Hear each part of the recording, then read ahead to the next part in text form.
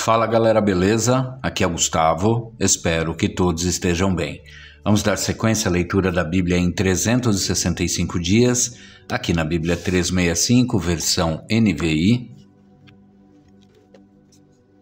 Hoje, leitura do dia 9 de agosto, leitura de número 221. A porção do Velho Testamento está em Esdras 8:21 a 9:15. Ali, junto ao canal de Ahava, proclamei jejum para que nos humilhássemos diante do nosso Deus e lhe pedíssemos uma viagem segura para nós e nossos filhos, com todos os nossos bens. Tive vergonha de pedir soldados e cavaleiros ao rei para nos protegerem dos inimigos na estrada, pois lhe tínhamos dito: a mão bondosa de nosso Deus está sobre todos os que o buscam, mas o seu poder e a sua ira são contra todos os que o abandonam. Por isso jejuamos e suplicamos essa bênção ao nosso Deus, e ele nos atendeu. Depois separei 12 dos principais sacerdotes, a saber, Serebias, Asabias e 10 dos seus irmãos, e pesei diante deles a oferta de prata e de ouro e os utensílios que o rei, seus conselheiros, seus oficiais e todo o Israel ali presente tinham doado para a casa de nosso Deus. Pesei e entreguei-lhes 22.750 quilos de prata, 3,5 toneladas de utensílios de prata, 3,5 toneladas de ouro, 20 tigelas de ouro pesando 8,5 quilos e 2 utensílios finos de bronze polido, tão valiosos como se fossem de ouro. E eu lhes disse: tanto vocês como estes utensílios estão consagrados ao Senhor. A prata e o ouro são uma oferta voluntária ao Senhor, o Deus dos seus antepassados. Peço que os guardem bem, até que os pesem nas salas do templo do Senhor em Jerusalém, diante dos sacerdotes principais, dos levitas e dos chefes das famílias de Israel. Então os sacerdotes e os levitas receberam a prata, o ouro e os utensílios sagrados, depois de pesados, para levá-los a Jerusalém, ao templo do nosso Deus. No 12º dia do primeiro mês, nós partimos do canal de Ahava e fomos para Jerusalém. A mão do nosso Deus esteve sobre nós, e ele nos protegeu do ataque de inimigos e assaltantes pelo caminho. Assim chegamos a Jerusalém e ficamos descansando 3 dias. No 4º dia, no templo do nosso Deus, pesamos a prata, o ouro e os utensílios sagrados, e os demos a Meremote, filho do sacerdote Urias. Estavam com ele Eleazar, filho de Finéias, e os levitas Josabade, filho de Jesua, e Noadias, filho de Binui.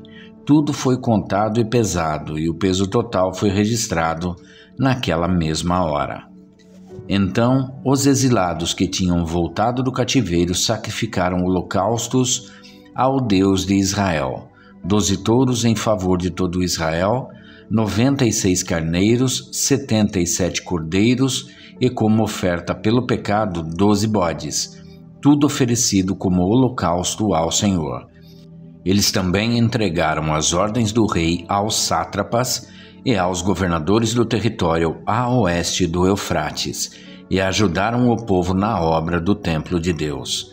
Depois que foram feitas essas coisas, os líderes vieram dizer-me: o povo de Israel, inclusive os sacerdotes e os levitas, não se mantiveram separados dos povos vizinhos e de suas práticas repugnantes, como as dos cananeus, dos hititas, dos ferezeus, dos jebuseus, dos amonitas, dos moabitas, dos egípcios e dos amorreus. Eles e seus filhos se casaram com mulheres daqueles povos e com eles misturaram a descendência santa. E os líderes e os oficiais estão à frente nessa atitude infiel. Quando ouvi isso, rasguei a minha túnica e o meu manto, arranquei os cabelos da cabeça e da barba e me sentei estarrecido. Então todos os que tremiam diante das palavras do Deus de Israel reuniram-se ao meu redor por causa da infidelidade dos exilados, e eu fiquei sentado ali, estarrecido, até o sacrifício da tarde. Então, na hora do sacrifício da tarde, eu saí do meu abatimento, com a túnica e o manto rasgados, e caí de joelhos com as mãos estendidas para o Senhor, o meu Deus, e orei. Meu Deus, estou por demais envergonhado e humilhado para levantar o rosto diante de ti, meu Deus, porque os nossos pecados cobrem a nossa cabeça e a nossa culpa sobe até os céus, desde os dias dos nossos antepassados até agora. A nossa culpa tem sido grande. Por causa dos nossos pecados, nós, os nossos reis e os nossos sacerdotes, temos sido entregues à espada e ao cativeiro, ao despojo e à humilhação nas mãos de reis estrangeiros, como acontece hoje. Mas agora, por um breve momento, o Senhor, o nosso Deus, foi misericordioso, deixando-nos um remanescente e dando-nos um lugar seguro em seu santuário. E dessa maneira o nosso Deus ilumina os nossos olhos e nos dá um pequeno alívio em nossa escravidão. Somos escravos, mas o nosso Deus não nos abandonou na escravidão. Ele tem sido bondoso para conosco diante dos reis da Pérsia. Ele nos deu vida nova para reconstruir o templo do nosso Deus e levantar suas ruínas, e nos deu um muro de proteção em Judá e em Jerusalém. E agora, ó nosso Deus, que podemos dizer depois disso? Pois nós abandonamos os mandamentos que nos deste por meio dos teus servos, os profetas, quando disseste: a terra que vocês estão conquistando está contaminada pelas práticas repugnantes dos seus povos. Com essas práticas, eles encheram de impureza toda essa terra. Por isso, não deem as suas filhas em casamento aos filhos deles, nem aceitem as filhas deles para os filhos de vocês. Nunca procurem o bem-estar e a prosperidade desses povos, para que vocês sejam fortes e desfrutem os bons produtos da terra, e a deixem para os seus filhos como herança eterna. Depois de tudo que nos aconteceu por causa de nossas más obras e por causa de nossa grande culpa, apesar de nos teres punido menos do que os nossos pecados mereciam, ó Deus, e ainda nos teres dado um remanescente como este, como podemos voltar a quebrar os teus mandamentos e a realizar casamentos mistos com esses povos de práticas repugnantes? Como não ficarias irado conosco? Não nos destruirias e não nos deixarias sem remanescente ou sobrevivente algum? Ó Senhor, Deus de Israel, Tu és justo e até hoje nos deixaste sobreviver como um remanescente. Aqui estamos diante de Ti, com a nossa culpa, embora saibamos que por causa dela, nenhum de nós pode permanecer na Tua presença. Agora a parte do Novo Testamento, em 1 Coríntios 5, de 1 a 13. Por toda parte se ouve que há imoralidade entre vocês, imoralidade que não ocorre nem entre os pagãos, a ponto de um de vocês possuir a mulher de seu pai. E vocês estão orgulhosos. Não deviam, porém, estar cheios de tristeza e expulsar da comunhão aquele que fez isso? Apesar de eu não estar presente fisicamente, estou com vocês em espírito e já condenei aquele que fez isso, como se estivesse presente. Quando vocês estiverem reunidos em nome do nosso Senhor Jesus, estando eu com vocês em espírito, estando presente também o poder de nosso Senhor Jesus Cristo, entreguem esse homem a Satanás, para que o corpo seja destruído e seu espírito seja salvo no dia do Senhor. O orgulho de vocês não é bom. Vocês não sabem que um pouco de fermento faz toda a massa ficar fermentada? Livrem-se do fermento velho, para que sejam massa nova e sem fermento, como realmente são. Pois Cristo, nosso Cordeiro Pascal, foi sacrificado.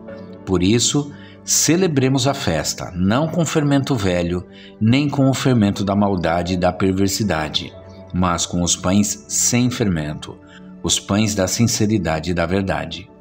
Já disse por carta que vocês não devem associar-se com pessoas imorais, Com isso não me refiro aos imorais deste mundo, nem aos avarentos, aos ladrões ou aos idólatras.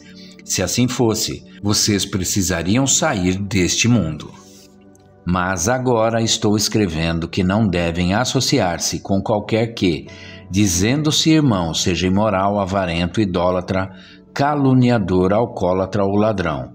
Com tais pessoas vocês nem devem comer, pois como haveria eu de julgar os de fora da igreja? Não devem vocês julgar os que estão dentro? Deus julgará os de fora. Expulsem esse perverso do meio de vocês. Agora a parte de Salmos 31, de 1 a 8, para o mestre de música Salmo Davídico. Em ti, Senhor, me refugio. Nunca permitas que eu seja humilhado. Livra-me pela tua justiça. Inclina os teus ouvidos para mim. Vem livrar-me depressa. Sê minha rocha de refúgio, uma fortaleza poderosa para me salvar. Sim, tu és a minha rocha e a minha fortaleza. Por amor do teu nome, conduze-me e guia-me. Tira-me da armadilha que me prepararam, pois tu és o meu refúgio. Nas tuas mãos entrego o meu espírito. Resgata-me, Senhor, Deus da verdade. Odeio aqueles que se apegam a ídolos inúteis. Eu, porém, confio no Senhor. Exultarei com grande alegria por teu amor, pois viste a minha aflição e conheceste a angústia da minha alma. Não me entregaste nas mãos dos meus inimigos. Deste-me segurança e liberdade. Agora a parte de Provérbios em 21, de 1 a 2. O coração do rei é como um rio controlado pelo Senhor. Ele o dirige para onde quer. Todos os caminhos do homem lhe parecem justos, mas o Senhor pesa o coração. E é isso, gente. Chegamos ao final da leitura do dia 9 de agosto, leitura de número 221. E amanhã a gente retorna para a sequência desta leitura. Espero que todos tenham um excelente dia e que Deus abençoe a vida de cada um de vocês.